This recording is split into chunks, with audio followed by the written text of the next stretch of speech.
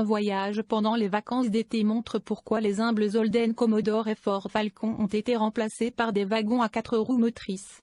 Vous ne remarquez jamais vraiment combien de voitures d'un type particulier sont sur la route tant que vous n'en conduisez pas une vous-même.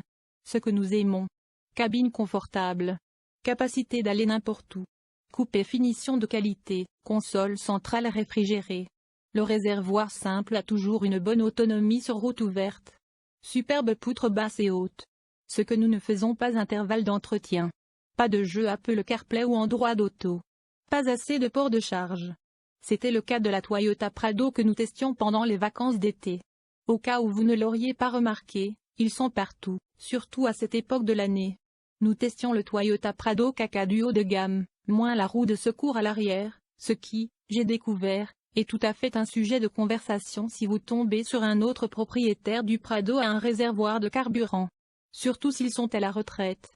Les réactions ont été uniformément partagées. Environ la moitié des propriétaires de Prado qui avaient une roue de secours sur le hayon souhaitaient attendre que l'option d'eau plat soit disponible, tandis que l'autre moitié aimait l'autonomie supplémentaire du réservoir auxiliaire et ne voulait pas de ramper sous la voiture pour obtenir la roue des secours en cas de crevaison.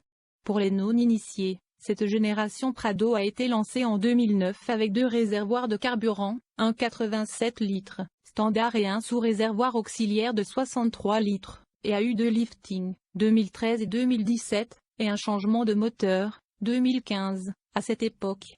En août 2018, Toyota a finalement répondu à l'appel des propriétaires qui voulaient déplacer la roue des secours à l'arrière et n'avaient pas besoin d'une autonomie théorique de plus de 1500 km entre les recharges. En effet, même sur le réservoir 87 litres monté sur les modèles Flashback, vous pouvez parcourir près de 900 km sur un seul réservoir si vous conduisez avec modération et dans les bonnes conditions. La pauvre vieille Toyota ne peut pas prendre un tour, cependant. Après avoir déployé des efforts d'ingénierie considérables pour concevoir une porte arrière et monter la roue des secours en dessous, à la place du réservoir 63 litres, les propriétaires ont encore de quoi se plaindre. Certains n'aiment toujours pas le fait que la porte pivote vers l'extérieur comme un réfrigérateur porte, plutôt que vers le haut comme une berline. Le coût de conception d'une porte à ouverture verticale est un exploit plus grand que la plupart des gens ne peuvent l'apprécier. Je sais, parce que j'ai eu une oreille dénigrée des autres propriétaires de Prado chaque fois que j'essayais de le défendre. Mais voici le problème, il y a des moments où un hayon à ouverture verticale n'est pas idéal, comme les parkings de centres commerciaux avec des toits à bas.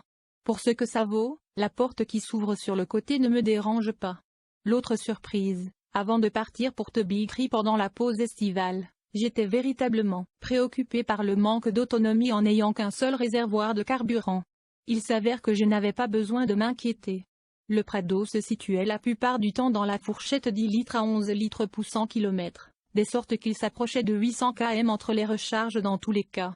Compte tenu de la quantité d'air que le Prado doit dégager à la vitesse des autoroutes, compte tenu de sa position haute et bluffante et de ses pneus tout-terrain larges, par rapport aux pneus à faible friction et biaisés pour la route, j'ai été impressionné par l'économie de la 2.8 litres turbo-diesel assortie à l'auto à 6 vitesses. Cela dit, il était intéressant de comparer la consommation de carburant avec l'Audi Q750 TDI que nous utilisions en même temps. Ce véhicule planait, dans la plage de 8 litres pour 100 km, ce qui montre c'est qu'une carrosserie légèrement plus basse et plus élégante, des pneus de route et une voiture à 8 vitesses peuvent faire pour économiser du carburant. L'autre chose qui m'a surpris à propos du Prado, s'il était à l'aise à des vitesses de croisière sur autoroute, il n'a pas vraiment apprécié les longues pentes raides, surtout s'il avait besoin d'accélérer à des vitesses plus basses. Ce fut la seule fois où le Prado se sentit un peu sous-traité. Et nous ne remorquions même pas à l'époque. Mais les aspects positifs l'emportaient sur les inconvénients pour moi. Toyota a finalement ajouté un affichage numérique de la vitesse avec la mise à jour la plus récente il y a environ 2 ans. Maintenant, nous avons juste besoin d'ajouter Apple CarPlay au système d'infodivertissement de ce modèle au fur et à mesure qu'il sera déployé dans toute la gamme Toyota. Et le régulateur de vitesse radar fonctionne bien une fois que vous maîtrisez les commandes. La rapidité avec laquelle vous vous habituez à avoir une console centrale réfrigérée est incroyable, et à quel point elle vous manque lorsqu'elle est partie. Pourquoi certaines berlines n'ont-elles pas cela? J'en veux un. La glacière de la console centrale du Prado peut garder les boissons et les collations si froides que vous pouvez vous donner un mal de tête à la crème glacée si vous arrosez trop rapidement l'eau de la bouteille. Les sièges en cuir ont à la fois le chauffage et le refroidissement à l'avant. J'avais les refroidisseurs tout le temps, ce qui complétait avec brio la climatisation super froide de Toyota. Le dégagement pour les jambes, la tête et les épaules est énorme dans les 2 premières rangées de sièges. La 3e rangée est encore mieux adaptée aux enfants uniquement. Mais au moins sur le Kakadu, vous pouvez ouvrir ou ranger ces sièges en appuyant sur un bouton. Un autre point fort qui est souvent négligé est les superbes phares à l'aide de cette catégorie de modèles, à la fois sur les feux de croisement et de route. Les feux de croisement ont une bonne diffusion de la lumière afin que vous puissiez mieux repérer la faune du bord de la route, tandis que les feux de route jettent vraiment beaucoup de lumière sur la route, environ 200 mètres si je devais estimer. Pour quiconque vient dans un Prado pour la première fois, cependant, il convient de noter que ces types de véhicules se conduisent différemment d'une voiture de tourisme ou d'un petit SUV. Parce que le Prado a les fondements d'une transmission intégrale robuste, la suspension plus haute, pour une garde au sol supplémentaire, et les pneus tout-terrain signifient qu'un peu plus de prudence est nécessaire par temps humide, en particulier dans les ronds-points où vous essayez de tourner cette grande masse étroite dans un espace relativement petit sans l'aide de pneus de route adhérents. Bien sûr, le Prado est équipé d'un contrôle de stabilité pour vous éviter des erreurs mineures ou des indiscrétions, mais la technologie ne peut pas vous sauver des lois de la physique.